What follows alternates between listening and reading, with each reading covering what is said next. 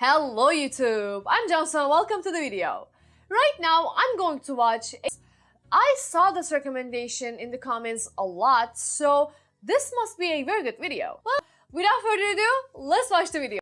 আমার পেছনে যেটা দেখতে পাচ্ছেন এটা পৃথিবীর বৃহত্তম এবং কঠিন কারাগার যার ধারণ ক্ষমতা 40,000। কল্পনাও করতে পারবেন না এখানের বন্দী মানুষরা কতটা বিপজ্জনক। আপনি কতজন মানুষের জীবন নিয়েছেন? কতজন? 5 জন নাকি 10 জন? 50 জনেরও বেশি। MS-13 এবং অন্যান্য গ্যাং, এরা হচ্ছে জানোয়ার, এগুলো মানুষ নয়।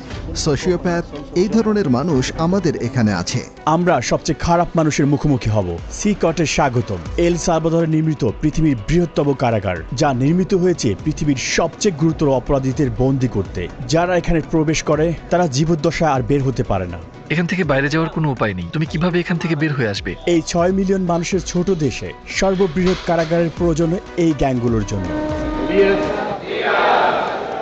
এক সময় পুরো দেশে আধিপত্য বিস্তার করা এই গ্যাংগুলো 2022-এর মার্চ থেকে নাটকীয় অভিযানের মুখোমুখি হয়।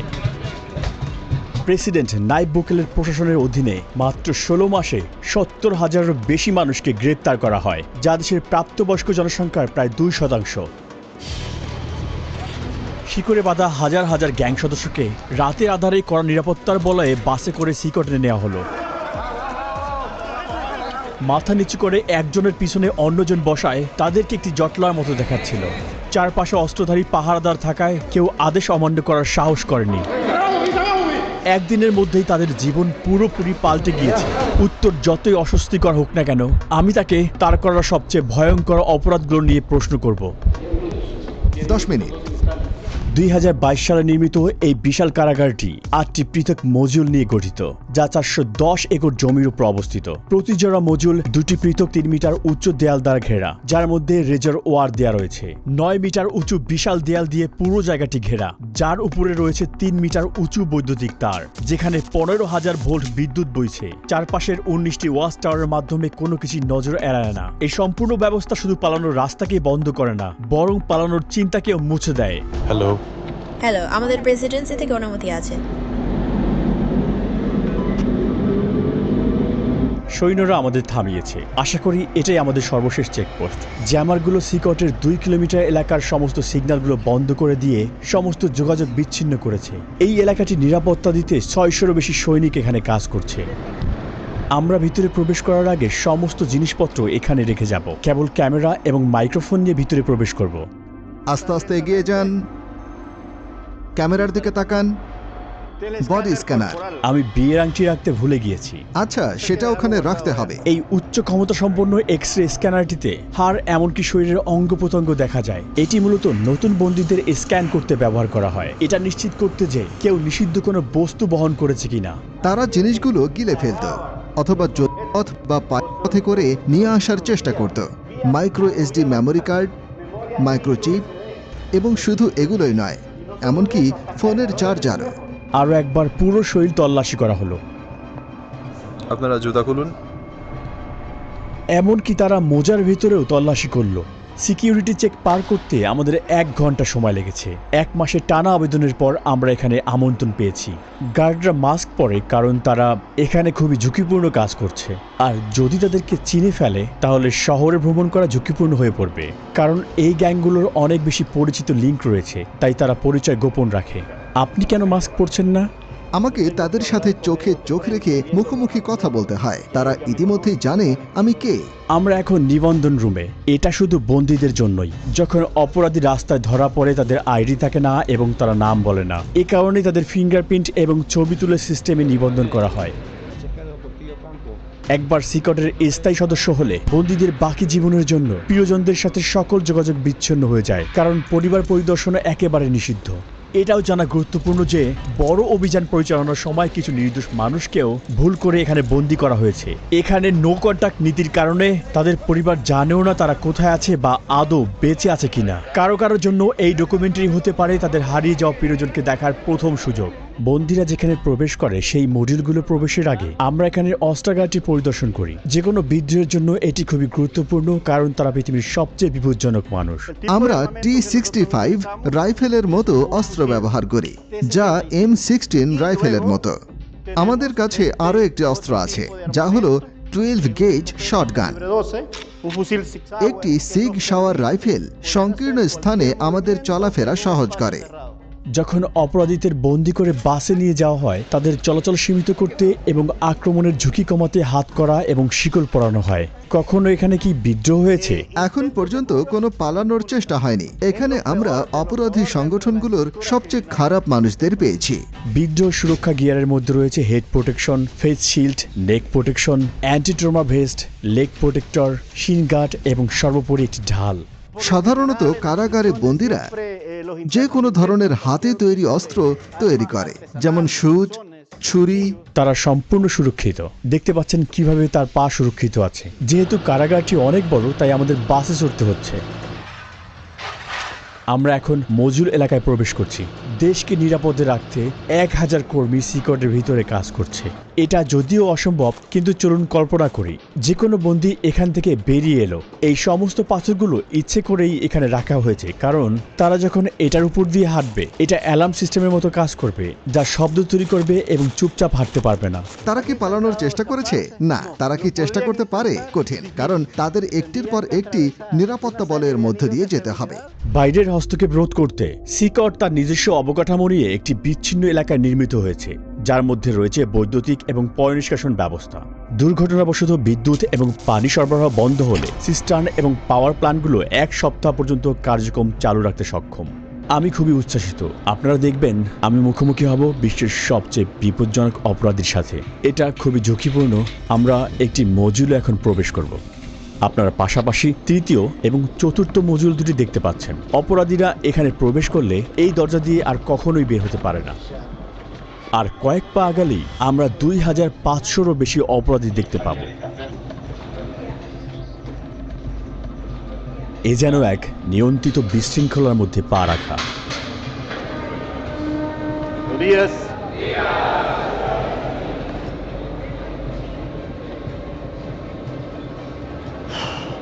খুবই উত্তেজনাপূর্ণ মুহূর্ত। তাদের চোখ আমার দিকে আর আমার পদক্ষেপ অনুসরণ করছে।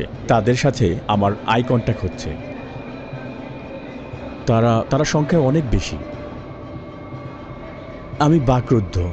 আমি নিজের অজান্তেই অস্বস্তি অনুভব করছি। অপরাধীরা সবাই সাদা শার্ট, শর্টস আর স্লিপার পরেছে, অন্য কোনো জিনিসপত্র নেই। বেশিরভাগই জীবনের প্রথম অর্ধে, অর্থাৎ 20 বছর বয়সী, কিন্তু প্রত্যেকেই গুরুতর অপরাধে দণ্ডিত। এমনকি সবচেয়ে কম অপরাধীরও গড়ে প্রমাণিত 20 থেকে 30টি ঘটনা রয়েছে। কিন্তু এখানের কিছু অপরাধী শত শত নিরপরাধ মানুষের জীবন কেড়ে নিয়েছে। আমি বন্দীদের প্রশ্ন করতে পারি? না না না, যদি আপনার কোনো প্রশ্ন থাকে আমি সেগুলোর উত্তর দিতে পারি। আর তারা যদি আমার সাথে কথা বলতে চায়, তাহলে আপনি কি করবেন?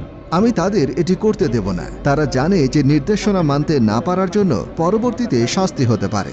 এদের মধ্যে কোন গ্রুপ নেতার সাক্ষাৎকার নিব এটা জানতে প্রচন্ড আগ্রহী। আমাদের জন্য এই হলুদ লাইন পার হওয়া সম্পূর্ণ নিষিদ্ধ, কারণ তারা পৃথিবীর সবচেয়ে বিপজ্জনক মানুষ। আমাদের মাঝে যদি রেলিং না থাকতো, সবাই জানে এখন কি ঘটতে পারত। মেগা কারাগারের 8টি মডিউলের প্রতিটি 32টি সেল নিয়ে গঠিত। প্রতিটি সেলে প্রায় 80 জন বন্দী থাকে, তবে এই সংখ্যা 150 পর্যন্ত পৌঁছাতে পারে।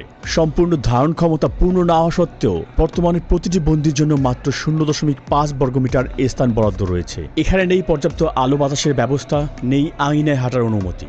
এখানে থাকা প্রতিটি অপরাধীকে এতটাই দীর্ঘায়িত এবং কঠিন শাস্তি দেওয়া হয়েছে যা আপনি আপনার জীবনেও ভাবতে পারবেন না। এই সমস্ত বন্দীরা কখনোই বের হতে পারবে না। তারা কখনোই সূর্যের আলো দেখতে পাবে না। একমাত্র এখানে আসার বা এখান থেকে বের হওয়ার অনুমতি রয়েছে কেবল এখানকার কর্মীদের এবং আমাদের মতো মিডিয়াদের। কখনোই এই বিল্ডিং থেকে বের হতে পারবে না। আপনি যদি তাদের চেহারার দিকে তাকান, তাদের আত্মায় শূন্যতা দেখবেন। ভবিষ্যৎ নিয়ে তাদের কোনো আশা নেই। তাদের দেখতে মনে হয় রোবটিক। তাদের জীবন পুরো একঘেয়েমি। এই খোলা জায়গাটি তাদের টয়লেটের জন্য। তাদের মাত্র 2টি টয়লেট রয়েছে 80 জন বন্দীর জন্য। এটা আসলে খুবই লজ্জাজনক। এর মাধ্যমে এই পুরো বন্দীদের আত্মবিশ্বাস আসলে ভেঙে যায়। এই একই জায়গায় যেখানে তারা টয়লেট করে, সেই একই জায়গায় তারা গোসলও করে। নিজেদের পরিষ্কার করতে তারা প্লাস্টিকের ডিপার এবং একটি শেয়ার করা বেসিন ব্যবহার করে। এখানে কোনো পানির প্রবাহ নেই। এই বন্দীরা পানি পান করার জন্য একটি নীল ব্যারেলের উপর নির্ভর করে। তারা সবাই এখানে ঘুমায় এই ধাতব ব্যাংকে। কোনো বালিশ কিংবা কোনো গদি নেই এখানে। প্রতিটা বন্দী শুধুমাত্র প্রয়োজনীয় জিনিস পায়, একটি সাদা চাদর, একটি ইউনিফর্ম, মোজা, স্লিপার এবং একটি তোয়ালে। তারা আর কিছুই পায় না। বন্দীরা এখানে সারাদিন 4 স্তরের বেডে কাটায়। তারা এখানে গোডাউনে রাখা জিনিসপত্র মতোই খুব জড়ো হয়ে থাকে। স্বাস্থ্য এবং শৃঙ্খলা রক্ষার অংশ হিসেবে বন্দীরা 2 সপ্তাহ পর পর শেভ করে। এছাড়াও লম্বা চুল বা দাড়িতে তারা ধারালো বস্তু লুকিয়ে রাখতে পারে। একবার দেখা যাক, শার্ট খুলে এখানে লাইন ধরে দাঁড়ান। এখন তারা সবাই শার্ট খুলছে। এই বন্দীরা একসময় MS-13 এবং ব্যারিও 18 গ্যাংয়ের সদস্য ছিল, যারা এল সালভাদরের পাড়া এবং মহল্লা নিয়ন্ত্রণ করত। এছাড়াও এই গ্যাংগুলো স্থানীয়দের কাছ থেকে টাকা ছিনতাই করত এবং ভোগান্তি দিত। তাহলে এখানে ব্যারিও 18 এবং MS-13 গ্যাংয়ের সদস্যরা একসঙ্গেই রয়েছে। হ্যাঁ, ঠিক এমনই। পুরো মডিউল একই রকম। তারা সবাই এমনভাবেই জীবনযাপন করে। বাইরে একে অন্যের এলাকায় প্রবেশ মানে মৃত্যুর কারণ, কিন্তু এখানে তারা শেষ নিঃশ্বাস পর্যন্ত একে অপরের পাশেই থাকবে। এখানে তারা কিভাবে আছে একে অন্যকে আক্রমণ না করে? এখানে তাদের একসাথে থাকতে শিখতে হয়। এখানে তারা কারাগারে আছে, রাস্তায় নয়। অধিকাংশ বন্দী পুরো শরীর জুড়ে ট্যাটু থাকে, এমনকি তাদের মুখেও, যা তাদের অনুগত্যের পরিমাণ প্রকাশ করে। MS-13 গ্যাংদের ট্যাটুতে সাধারণত অক্ষর দিয়ে লেখা অথবা 13 লেখা থাকে। অন্য গ্যাংয়ের সদস্যরা 18 বা 666 এরকম চিহ্ন ব্যবহার করে, যার যোগফল 18 এবং যা শয়তানের প্রতীক হিসেবে ধরা হয়। অথবা তারা রোমান সংখ্যাও ব্যবহার করে। কারো মুখে গ্যাংয়ের ট্যাটু থাকলে তা স্পষ্ট নির্দেশ করে যে সে সংগঠনের সবচেয়ে নির্দয় এবং নেতৃস্থানীয় সদস্য। এমন একজন মানুষের সঙ্গে রাস্তায় দেখা হওয়া মানে সাক্ষাৎ মৃত্যুর চোখে চোখ রাখার সমান। মাকড়সা জালের ট্যাটুর অর্থ হচ্ছে আইন ব্যবস্থার জালে আটকে পড়া আর দীর্ঘ কারাদণ্ড ভোগ করা। ডেভিল হর্নস ট্যাটু একটি অন্ধকারের প্রতীক, যা নির্দেশ করে যে এই ব্যক্তিরা হচ্ছে শয়তানের পূজারী। কিছু লোক দাবি করে তারা শয়তানের আদেশে এই কাজগুলো করেছে। একটি টিয়ারড্রপ ট্যাটু নির্দেশ করে যে সেই ব্যক্তি কোনো মানুষের জীবন নাশ করেছে। চোখের ফোঁটার সংখ্যা বোঝায় কতগুলো জীবন তারা কেড়ে নিয়েছে। যদি 3টি টিয়ারড্রপ থাকে, এর মানে এই ট্যাটুর মালিক এতগুলো জীবন কেড়ে নিয়েছে যার হিসেব নেই। লাভ নাও, ক্রাই লেটার। এই মাস্ক বা ক্লাউন ট্যাটুগুলোর একটা স্পষ্ট বার্তা হচ্ছে কঠিন সময়ে তুমি শক্ত থাকো, আর পরিণতি পরে ভুগবে। এখানের সমস্ত মানুষ কি সত্যি খারাপ? এরা একদম অন্য লেভেলের হাই প্রোফাইল ক্রিমিনাল, যারা কখনো তাদের মনোভাব পরিবর্তন করবে না। উপরে তাকালে দেখবেন সেখানে ক্যাটওয়ে এরিয়া রয়েছে। নিরাপত্তা কর্মীরা উঁচু জায়গা থেকে নিয়মিত বন্দীদের উপর নজর রাখছে। এখানে সন্দেহজনক কিছু ঘটলে তারা তৎক্ষণাৎ হস্তক্ষেপ করবে। চারপাশের প্রতিটি কোণা থাকা ক্যামেরার মাধ্যমে তারা 24 ঘন্টা এই এলাকায় নজরদারি রাখে, যাতে কোনো কিছু নজর না এড়ায়। নজরদারির জন্য মডিউলগুলো দিন রাত ব্যাপী আলোকিত রাখা হয়। সূর্যাস্তের পরেও আলো জ্বলতে থাকে। তারা সবসময় নজরদারির মধ্যে থাকে। আমার মনে হয় এটি অন্যতম কঠিন একটি ব্যাপার। আর তারা যখন ঘুমাতে যায় তখন তাওয়াল ব্যবহার করে চোখ ঢাকতে, যাতে চোখে আলো না পড়ে। এখানে তারা বন্দীদেরকে বাইবেল থেকে কিছু গুরুত্বপূর্ণ পাঠ শেখাচ্ছে। এখানে তাদের শারীরিক ব্যায়াম হচ্ছে, আর ওখানে তাদের ট্রেইনার। বন্দীদের সেল থেকে বাইরে যাওয়ার এটাই তাদের একমাত্র সময়। অস্ত্রধারী পাহারাদারদের নজরদারিতে এই কার্যক্রমগুলো প্রতি সপ্তাহে মোট 1 ঘন্টা চলে। এক সময় তারা রাস্তা নিয়ন্ত্রণ করত, কিন্তু এখন তারা ইচ্ছে মতো 1 পাও চলতে পারে না। এটা একটা রোটেটিং শিডিউল, জায়গা কম, তাই সবাই একসাথে একই দিনে বাইরে যেতে পারে না। বন্দীরা যখন এইসব অ্যাক্টিভিটিতে সেলের বাইরে থাকে, তখন কি কোনো বিশৃঙ্খল ঘটনা ঘটেছে? এমন কিছুই হয়নি। যখন আমরা সেলের ভিতরে ক্যামেরা ফোকাস করি, প্রায় দেখি একজন বন্দী আস্তে আস্তে কথা বলছে। সেলের ভিতর থেকেও গ্যাং সদস্যরা বাইরে তথ্য পাঠানোর চেষ্টা করে, আর তাই আমরা তার মুখের ভঙ্গি সেন্সর করে বার্তা ব্লক করে দিয়েছি। কড়া ব্যবস্থা নেওয়ার পরও গ্যাংগুলো এখনো বাইরে শক্তিশালী। গুজব আছে তারা নিরীহ মানুষের উপর প্রতিশোধ নেওয়ার পরিকল্পনা করছে, কিন্তু তার পাল্টা হিসেবে কর্তৃপক্ষ তাদের বন্দী সদস্যের উপর আরো কঠিন পদক্ষেপ নেওয়ার হুমকি দিয়েছে। যদি ওরা এমন কিছু করে তাহলে কারাগারে একবেলা খাবারও পাবে না। সৃষ্টিকর্তার কসম, তাদের খাওয়ানোর জন্য একটি চালের দানাও থাকবে না। আর দেখি কিভাবে তারা কতদিন টেকে। এখানে তাদের 3 বেলা খাবার দেওয়া হয়, ব্রেকফাস্ট, লাঞ্চ আর ডিনার। ব্রেকফাস্টে সাধারণত মটরশুঁটি আর ভাত থাকে, আর ডিনারও প্রায় একই রকম। দুপুরে সাদা ভাত আর পাস্তা দেওয়া হয়। একমাত্র যা পরিবর্তন হয় সেটা হলো পানীয়। চিকেন বা মাংসের মতো কোনো পুষ্টিকর খাবার তালিকায় নেই। এটা দুপুরের খাবার। আজ ভাত, পাস্তা আর 2টা টর্টিলা দেওয়া হয়েছে। খাবারের মেনু কি পরিবর্তন করা হয়? না, প্রতিদিন একই। হ্যাঁ, সবসময় একই থাকে। ফ্রেশমেন্ট।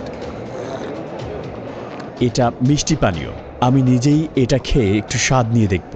বন্দীদেরকে হাত দিয়ে এগুলো খেতে হয় এবং প্লেটগুলোকে ভালোভাবে পরিষ্কার করতে হয়। পর্যাপ্ত প্রোটিনের অভাবে অনেক অপরাধীরাই এখানে পুষ্টিহীনতায় ভুগছে।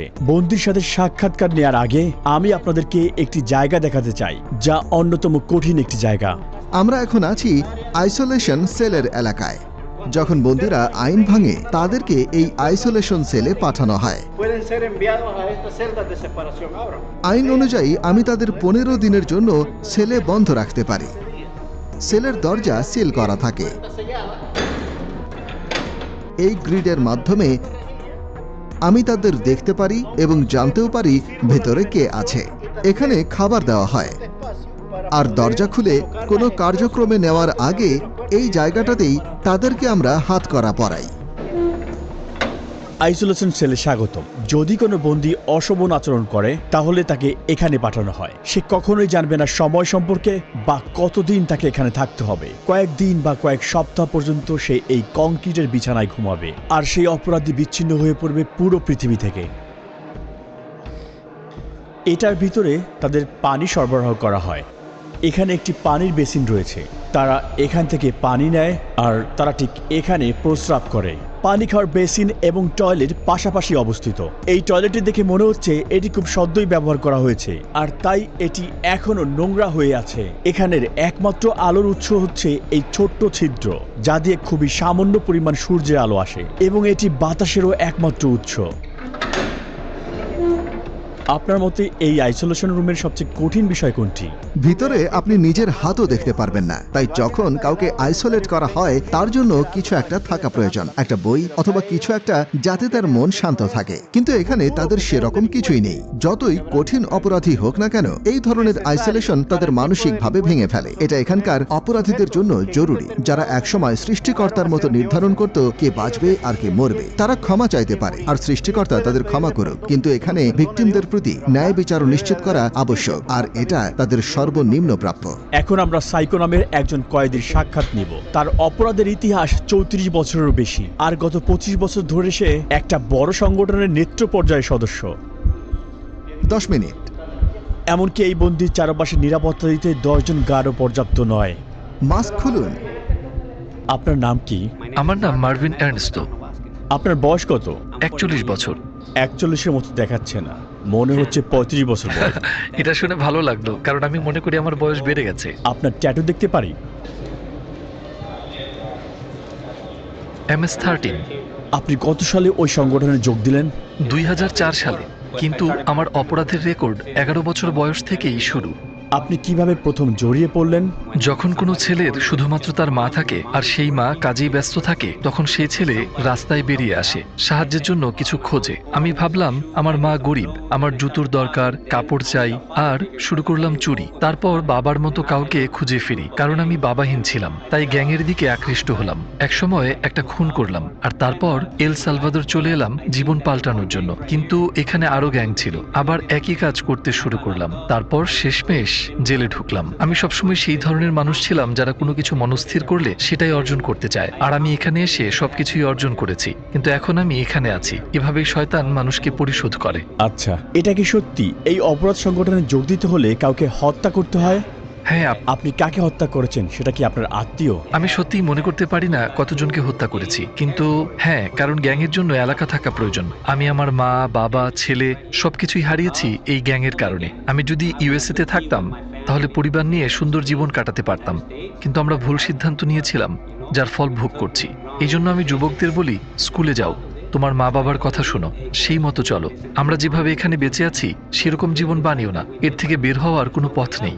আপনি কতজনের জীবন নিয়েছেন? 5 জন, 10 জন, কতজন? না, জেলের পরে আমি যা করেছি সে সম্পর্কে যদি আপনি কথা বলেন তাহলে হয়তো 50 জনের কিছু বেশি হবে। কখনো কখনো এটা করতে হতো। আপনি কিভাবে এত ঠান্ডা মস্তিষ্কের এবং নির্মম হয়ে উঠলেন? আমি আসলে এই প্রশ্নের উত্তর জানি না। পরিবারের সদস্যদের সাথে সারা জীবন দেখা না হওয়ার বিষয়টি আপনি কিভাবে অনুভব করেন? আমার খারাপ লাগে, কারণ আমি শেষবার আমার ছেলেকে দেখেছিলাম যখন সে 5 বছর ছিল, আর এখন সে 21। আমি তাকে দেখতে চাই, আমি তাকে বলতে চাই, এই তোমার বাবা যা করেছে সেটা তুমি করো না। একটা ভালো জীবন খোঁজো। আপনার কারণে যারা ভিকটিম হয়েছে তারা কখনো প্রিয়জনকে দেখতে পারবে না, আর আপনিও কখনো আপনার পরিবারকে দেখতে পারবেন না। কাউকে মিস করার অনুভূতি আপনি কিভাবে মানিয়ে চলেন? আমি খারাপ অনুভব করি কখনো কখনো, যেমন আপনাকে বললাম আমি বিছানায় শুয়ে অনেক কিছু চিন্তা করি, কখনো কখনো কাঁদতে থাকি আর বলি আপনার জীবিত থাকার প্রেরণার উৎস কি? একদিন আমার জীবন পাল্টানো এবং ঈশ্বরকে খুঁজে বের করা। আমি ঈশ্বরকে বলেছিলাম আমাকে মাফ করো, আমাকে মাফ করো আমি যা করেছি তার জন্য। আচ্ছা, অবশেষে আমরা সূর্যে আলো দেখলাম। সেকট এমন একটি জায়গা যেখানে আপনি আসতে চাইবেন না, এমনকি দর্শক হিসেবেও। কিন্তু যারা সালভাদোরিয়ানদের ভিকটিম বানিয়েছে, এটাই তাদের চিরকালের বাসস্থান। এরা নিরাপরাধ মানুষদের জীবন কেড়ে নিয়েছে, তাই তারা এখন প্রতিদান দিচ্ছে।